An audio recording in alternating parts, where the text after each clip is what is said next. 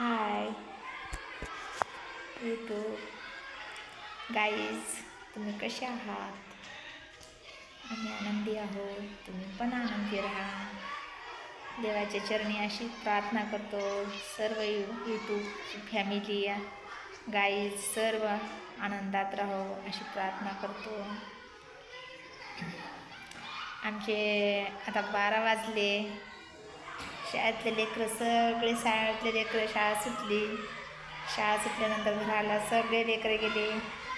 बघा, दाखवतो आता तुम्हाला वर्ग कसा भनभन लागते. लेकरं आमच्या लय अंगावर असते.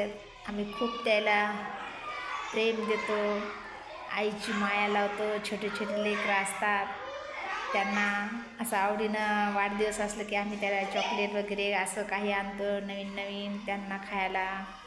खरंच आम्हाला लेकराचं खूप कौतुक वाटते. छोटे छोटे लेकरं आम्हाला वाटत नाही की असे लोकांचे आहेत म्हणून. ते आमचेच सांभाळतो आम्ही 2-3 तास. खूप असं कौतुक वाटते लेकराचं. खूप बोबडं छान बोलतात आणि खूप असं आम्हाला प्रेम वाटते लेकराबद्दल. आणि लेकरं पण असं वाटते, लेकरं खूप काही असं अंगावर राहतात, चांगली माहिती सांगतात, कुठलं बोलतात, कुठं काही घडलं ते सांगतात, आईवडिलासोबत काही घडलं ते सांगतात. खूप अशी माहिती छान देतात लेकरं. आणि ते लेकरं आम्हाला असं वाटत नाही की म्हणजे असे होतं 2-3 तास आमच्याकडे राहतात, पण ते आमच्या स्वतःच्या लेकरासारखं आम्ही त्यांना जपतो, शिकवतो, सांभाळतो, त्यांना खायला देतो, हात धुवून त्याची निगराणी आम्ही 3 ते 4 तास असं म्हणजे सांभाळतो, चांगलं करतो. आता बघा, तुम्हाला वर्ग दाखवतो कसा भनभन लागायला. काही कर्म झालं, लेकरं गेले ते खूप अक्षरशः वेगळं वाटायलं.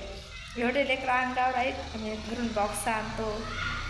आहे आमची छोटीशी नोकरी, छोटा पगार आहे, पण खूप आम्हाला आनंद वाटते. आम्हाला खूप असं करमते लेकरामध्ये आणि आनंद वाटते. आता लेकरं गेले, बघा कसं वाटायलं भन.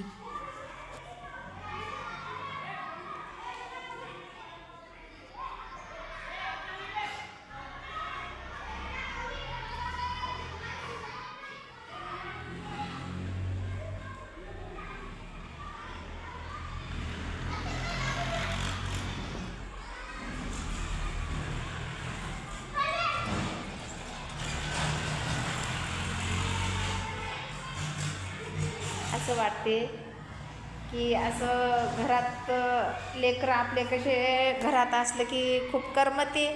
आणि घरातून लेकरं बाहेरगावी गेले किंवा गावाला गेले की कसं आपलं मन हुडू लागते. तसं